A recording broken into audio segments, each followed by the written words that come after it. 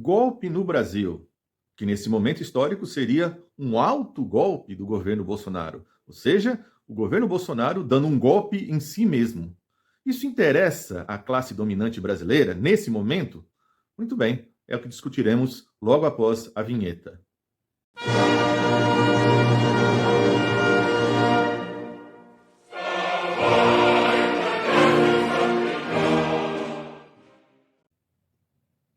Desde quando o Bolsonaro elegeu-se, paira no ar essa ideia sobre a possibilidade de um golpe no Brasil, que no caso seria um autogolpe. Mas vejam, tem que se pensar, isso, do ponto de vista dessa nossa classe dominante, é necessário? Né? E vejam, veja a situação que ele tem confortável para si nesse momento. Ele, como executivo, ele é o dono da caneta, né? Ou seja, ele continua aí fazendo cada vez mais privatizações, dando cada vez mais liberdade ao capital através de suas canetadas da BIC. Né? Então, tem isso. O Centrão está com ele, portanto, um golpe seria obviamente, interferência direta no Congresso. Né? Ele tem o controle da Procuradoria-Geral da República, a PGR, que engaveta absolutamente tudo o que ele põe. Ele tem para si a possibilidade de interferir na Polícia Federal. Ele vive trocando comando, né? Sejam comandos mais gerais, seja comandos regionais, como é o caso lá, de afastando delegados na Amazônia, que estão investigando garimpeiros, que estão investigando madeireiros. Então ele põe de lado, né? Ele afasta diretor do INPE. Então, ou seja, ele impõe sigilo de 100 anos para si, para sua família, para os seus militares, ministros, como foi o caso do Pazuello. Né? No caso do Supremo Tribunal, ele tem duas indicações lá, né? Duas indicações dele que fazem, portanto, a política bolsonarista. Ele, inclusive, quando o Supremo faz suas decisões, ele simplesmente, quando pode, ele bota um veto, como ele inverte, né? Como foi o caso do Daniel Silveira, né? Ele podia fazer isso, nunca ninguém tinha feito, mas ele podia e fez, né? Então, na verdade, diante de tudo isso, claro, ele tem ali 10 ministros militares e a gente só discute agora essa possibilidade de golpe, porque você tem aí, ninguém sabe exatamente o número certo, né? Mas gira-se em torno de 7 mil ou até mais, né?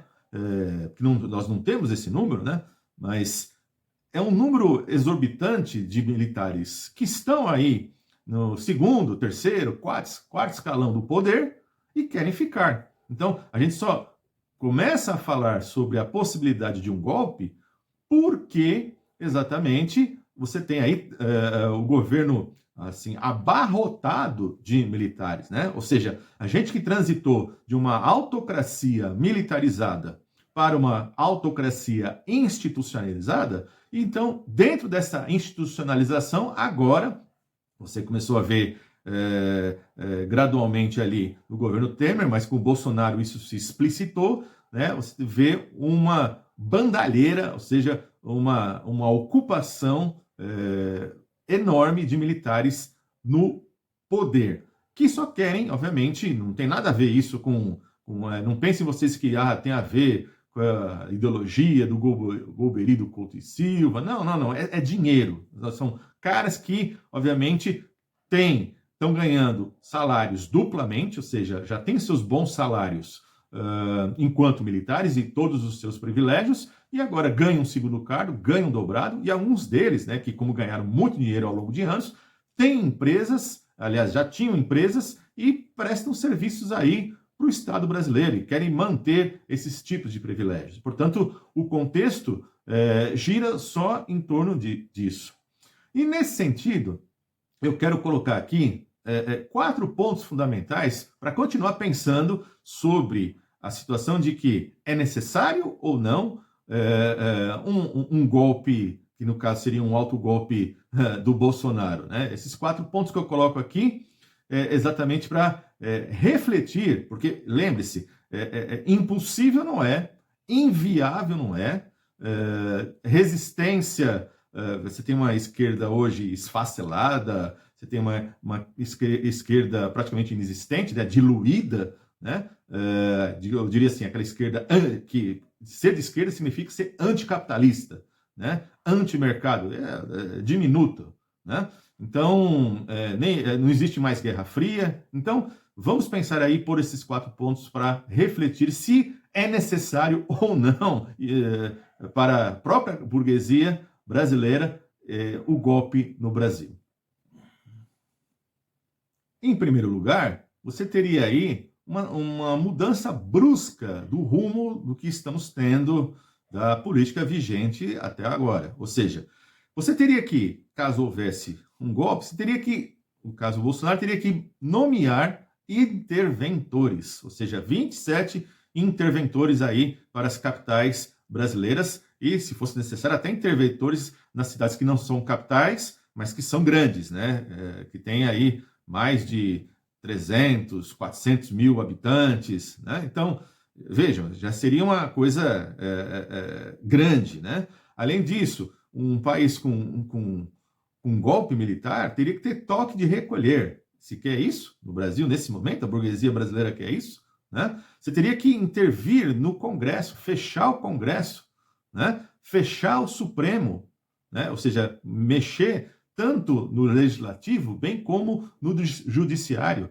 Você teria que fazer intervenção na imprensa. Lembre-se que o modelo de 64, né, interviu diretamente no jornal Estado de São Paulo. E lembre-se, o jornal Estado de São Paulo é um jornal liberal, altamente conservador, mas no período da autocracia militarizada, o que ele fazia quando sofria censura? Isso até para esclarecer os mais jovens. Colocavam lá, as reportagens eram censuradas e o Estadão colocava ou receita de bolo ou trechos dos Lusíadas do Camões. Então você imagina, né? Capa do jornal, de repente tem lá, num pedaço dela, né? Uma receita de bolo de laranja. Porque era exatamente o que eles faziam para evidenciar que tinham sido censurados. Então, censura na imprensa, portanto, televisiva, das mídias sociais, no rádio, intervenção nos sindicatos, embora já estão mais fragilizados, mas teria que intervir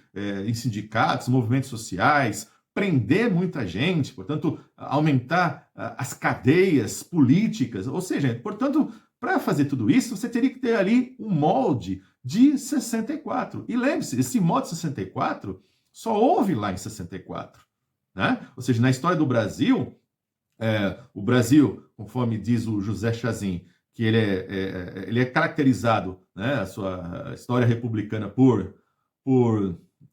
não só republicana, mas sua história em geral, né? A história brasileira é caracterizada pelo José Chazin como uma história de golpes e milagres, né? Milagres e golpes, né? Tem lá um pequeno milagre econômico, né? Um certo momento de pujança, pequeno, historicamente falando, e depois vem um golpe. Mas outros golpes que houveram, não houve esse grau de ferocidade que exigiria, e como exigiu lá em 64, né? O golpe do Getúlio não foi assim, o golpe da República de Espadas com o Deodoro não foi assim, né? Ou seja, portanto, a gente não vive mais a Guerra Fria, né? Não está vivendo essa situação que precisa, obviamente, um golpe com tanques nas ruas para evitar qualquer tipo de resistência e prender todo mundo, né? Ou seja, a nossa própria burguesia não se interessa por isso nesse momento. Esse é o primeiro ponto. O segundo ponto é em termos da própria economia. Quando se dá um golpe, você tem que, digamos, imprimir uma outra lógica econômica, porque a ideia é exatamente essa, né? Ora, lembre-se que o próprio 64, né, quando se aventava as reformas de base, o golpe veio exatamente para barrar as reformas de base que iriam mexer na estrutura agrária, na estrutura educacional, na remessa de lucros ao exterior, não? Ou seja, agora pensem, é necessário, o que o Bolsonaro dando golpe, o que ele mexeria na economia? Ele acabou de aprovar aí essa PEC da emergência, que, obviamente, deu os caraminguás para caminhoneiro, para taxista, auxílio emergencial só até o final do ano, né? E resolveu o problema do desemprego, resolveu o problema da inflação, resolveu o problema dos juros, resolveu o problema dos bolsões de miséria que o governo dele assim, ampliou e muito, ampliou mesmo porque foi o governo dele que tirou a segurança alimentar, ou seja, ele acabou com a Conab, né? Ele simplesmente fechou a maior fábrica de fertilizantes do Brasil, que era subsidiária da Petrobras, lá no Paraná, e abortou uma outra construção de fábrica de fertilizantes. E depois vai dizer, né, que a guerra da Ucrânia está afetando a gente. É tudo mentira. Então, percebam, é um governo sem obras, né? Ele não está inaugurando pontes, estradas, escolas, hospitais, que geralmente se faria um governo num ano de reeleição, né? Participando dessas campanhas exatamente para tentar se reeleger. Ele não tem nada disso. Então, o que ele oferece em termos econômicos? Nada. Ele não está oferecendo. Tanto é que pode ver que a campanha dele só aparece ele participando de eventos militares, de novo, né? E também em igrejas. Pode ver que a campanha atual dele é só isso. Eu diria que, se você pensar do ponto de vista da economia, por parte dos militares, né? Lembre-se que o Lula, ele reaparelhou, reequipou as próprias forças militares com farda, com botina, né? Muitos quartéis estavam funcionando meio período porque não tinha comida, o Lula restabeleceu a comida, o próprio submarino que está sendo foi posto agora, o novo, né, em operação, tinha sido negociado lá no passado, né, não chegou agora nesse governo, mas toda a negociação foi feita anteriormente, né? Foi dada a missão do Haiti, né, essa vergonha, que é o Haiti, mas foi dado para os militares. Então, percebam que para os próprios militares, o Lula não agiu como um inimigo, né? E lembre-se, se eu falei para vocês que na economia muitos militares têm empresas, aliás, lembre-se que o escândalo da Covaxin mostrou isso, os caras são donos de empresas e buscam ganhar dinheiro com tudo isso, né? Então, com obras aí que viriam do governo Lula, sabendo que, muito bem, o limite do alcance agora, o margem de manobra, é menor do que foi nos 2 primeiros governos. Nós sabemos disso. Mas, de qualquer maneira, se você pensar em construção de novas universidades federais, de institutos federais, né? Ou seja, duplicação de rodovias, tudo isso pode envolver empresas, sejam empresas civis ou essas empresas de militares que a gente às vezes nem sabe que é de militar, né? Porque a cara dele não aparece, aparece só o nome da empresa, né? Só vai aparecer a cara do cara quando aparece algum tipo de escândalo. Então, em termos econômicos, também não precisa ter grandes alterações. Então, qual é o interesse de você ter aí um golpe? O terceiro ponto que eu aponto aqui é a questão da própria história. A gente tem que recorrer à história para entender tudo isso, porque a gente chegou a essa situação de medo, né, de um golpe. Ora, o Brasil, que passou ali pela sua autocracia militarizada, né, em 79 foi decretado uma anistia generalizada, ou seja, ninguém dos militares que prenderam, que torturaram, que mataram, né, seria nem investigado nem preso, diferentemente do que ocorreu com os nossos países vizinhos aqui, ou seja, que também passaram por ditaduras. A Argentina, o Chile, o Uruguai, né, passaram por ditaduras e não só investigaram, como mandaram prender seus militares. Aliás, recentemente, né, dias atrás aí, a Argentina prendeu novos militares, botou para cadeia, inclusive caras aí beirando mais de 80 anos de idade, não importa. Ou seja, no caso brasileiro, isso não aconteceu, por isso que a gente está patinando com isso. E mesmo um outro país como o Peru, que passou por um autogolpe, é bom lembrar que depois o Peru do Fujimori, o Fujimori teve que cumprir aí prisão domiciliar. Os seus próprios ministros também que vivenciaram, né, participaram dessa situação de golpe, também acabaram indo para a cadeia. Portanto, minha gente, o que acontece?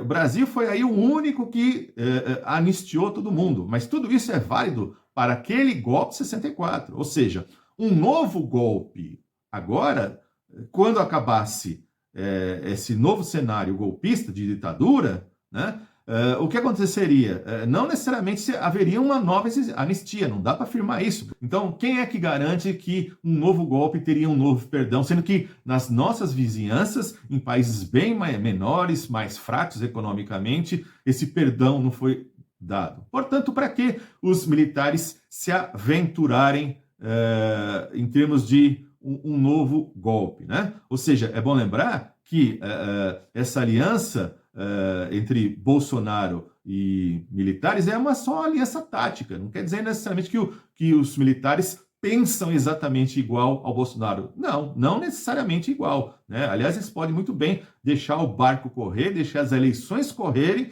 e tudo indica que o Lula ganha nessas eleições, e ele sai, e o que eles vão tentar, exatamente, através, inclusive, de seus negócios e de seus privilégios, manter seus privilégios e manter, guardadas as devidas proporções, seus negócios. Ou seja, deixa o barco correr, sai Bolsonaro e busca ali dar continuidade mesmo, porque outrora já não se mexeu com os privilégios econômicos deles, porque mexeria-se agora. E é bom lembrar que lá em 1989, quando teve a primeira eleição pós aí a autocracia militarizada, veja que os militares estavam ali saindo de fininho, ou seja, você tem aqueles que eram os filhotes da ditadura, né, para usar o termo aí do Brizola na época, né, o Maluf, que era o governador biônico, o Collor de Mello, né, e além disso, o próprio Aureliano Chaves, que foi vice do João Batista Figueiredo, de apenas 0,83% dos votos, ou seja,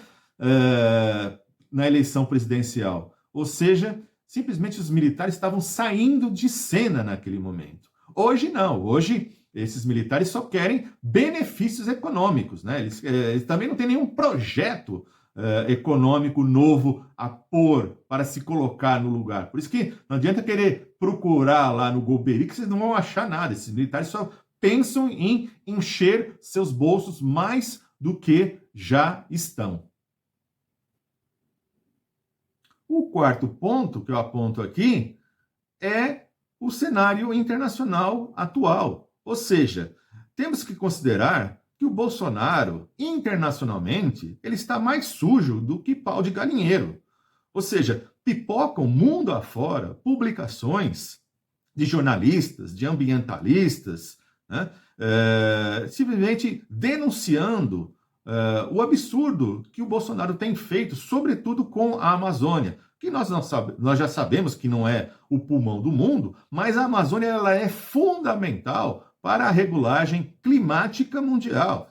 Afinal de contas, se você olhar ali na linha do Equador, olha no globo terrestre, na linha do Equador, que na região africana é onde estão os maiores desertos, né? E aqui você tem a floresta amazônica, portanto, uma floresta úmida, que inclusive, além dos rios flutuantes responsáveis pelas chuvas na região centro-oeste e depois chegando até pelo oeste de São Paulo, né? Todas essas chuvas mais intensas vêm lá desses rios flutuantes que migram lá da Amazônia, mas também, caso vocês não saibam, toda essa umidade da região amazônica, ela regula até a garantia no Reino Unido de não ter neve. Ou seja, você sabe que o Reino Unido tá lá no hemisfério norte, né? Mas você vê ali neve, por exemplo, na França, na Bélgica, mas não tem no Reino Unido. Por quê? Porque as camadas de ares que migram para aquela região, vindo da Amazônia, são fundamentais. Então, vejam vocês, isso só foi um exemplo, né, para mostrar como a Amazônia ela tem o olho de todo mundo em cima dela, do mundo em cima dela, porque ela é fundamental para o nosso futuro. Lembre-se, nós estamos vivenciando realidades climáticas muito radicais. né? Verões aí com mais de 40 graus na Europa, quando chega uma pequena frente fria, como aconteceu semana passada na Espanha, provocou chuva de 10 minutos de granizo com pedras de gelo maiores do que uma bola de tênis, né? Matou até gente, destruiu árvores, telhados. Então, veja, tudo isso o mundo está de olho. E o Bolsonaro deixando aí meter fogo, derrubar madeira, criar boi, né? Então, é muito complicado, né? O Bolsonaro simplesmente é um inimigo, e foi um inimigo terrível aí em termos da Covid. O Brasil, com apenas 3% da população mundial, foi responsável por 11% de mortes de Covid, né? Portanto, nesse sentido, percentualmente, é o país que mais matou no mundo. E lembre-se, quando Trump era presidente, se falava, né? Quem que é pior, Trump ou Bolsonaro? E mostrou-se que é o Bolsonaro, mesmo porque o Trump, mesmo perseguindo lá os principais cientistas no seu governo, na hora que chegou a notícia para ele que hidroxicloroquina não servia para resolver o problema da Covid-19, o que ele fez? Ele mandou tudo para o Brasil. Chegou aqui uma carga de mais de 2 milhões, né? Então, percebam, Bolsonaro não é à toa que acabou de ser condenado aí por um Tribunal Internacional dos Povos, né? Claro que não é o Tribunal Internacional Penal, mas já o mundo assim está condenando a política do Bolsonaro, né? E lembre-se que mesmo, de novo, né? Se você pensar aquela famosa invasão do Capitólio ano passado, né? Cadê os militares ali dos Estados Unidos envolvidos? Não, houve a invasão do Capitólio e acabou por ali mesmo, né? E se você olhar para o Brasil também, quando teve aí os caminhoneiros, né, querendo intervenção militar, os militares fizeram intervenção? Não, não fizeram, né? Então, vejam vocês que nós não estamos vivendo uma situação agora de Guerra Fria, embora na cabeça do Bolsonaro, ele que foi expulso, né, do exército ali no finalzinho da Guerra Fria, né, e é um cara que não estuda, portanto, toda a mentalidade dele ainda está lá na Guerra Fria, né? E você olha aqui para a América do Sul, que país que passou por golpe, né? Passou o Peru. E qual foi a consequência posterior, né? A própria presidenta que se intitulou presidenta agora está amargando a cadeia. Então, percebam vocês que, nesse momento, para os militares, é muito mais interessante tentar, para eles, conduzir os seus negócios do que se aventurar, se colocar aí numa aventura golpista. Mas friso, não estou falando aqui que não vai ter e que é impossível. Nós não temos bola de cristal, não temos como prever o futuro. A gente está analisando, né? Nós estamos aqui pegando a questão da história, a questão da economia, da política, da própria trajetória dos militares, para fazer aqui um panorama, fazer uma análise, né? Portanto, dá aí uma certa narrativa para a gente pensar o futuro, né? Porque do presente para trás a gente faz ciência, a gente analisa com documentos, com fatos consumados, fatos históricos, né? E para frente a gente tenta analisar e tentar ver aí possibilidades, né? E vejam, que nem eu falei, agora, enquanto possibilidades, é bom lembrar que esses militares estão só preocupados, portanto, com o seu próprio enriquecimento, né? E lembre-se que ao fato de ter mais de 7 mil militares no poder, e aqueles que não estão? Gera uma certa ciumeira, né? Ou seja, não podemos ignorar isso, né? Lembre-se que o Bolsonaro foi o primeiro a colocar um ministro da Defesa militar. Até então sempre foi civil. E sempre foi civil exatamente para não ter a ciumeira entre as próprias camadas das três forças, né? Ou seja, porque se você coloca um ministro que é do Exército, a Marinha Aeronáutica reclama, se coloca da Aeronáutica, a Aeronáutica, o Exército reclama. Ou seja, sempre houve um civil exatamente para não ter esse tipo de conflito interno dos militares. O Bolsonaro, até isso, criou essa ciumeira entre eles, né? Então, vejam, capitão que, inclusive, não pode se esquecer, né? É capitão mandando em general. Tanto é que, ano passado, ele mudou todo mundo, né?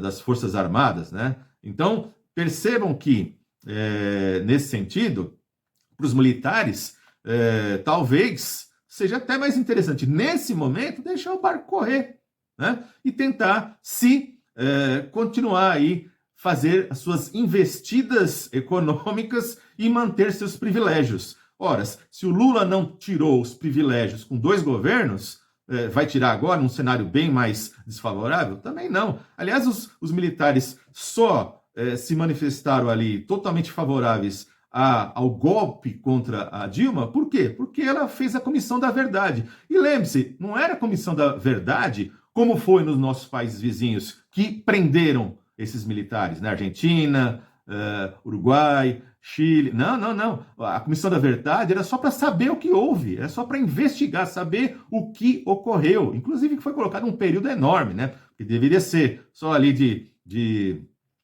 de 64 a 85. Então a tática, inclusive, que foi colocada, né, pela própria direita, que sempre trabalha junto para tentar dar uma melada, né, foi colocar o período de 46 até 88.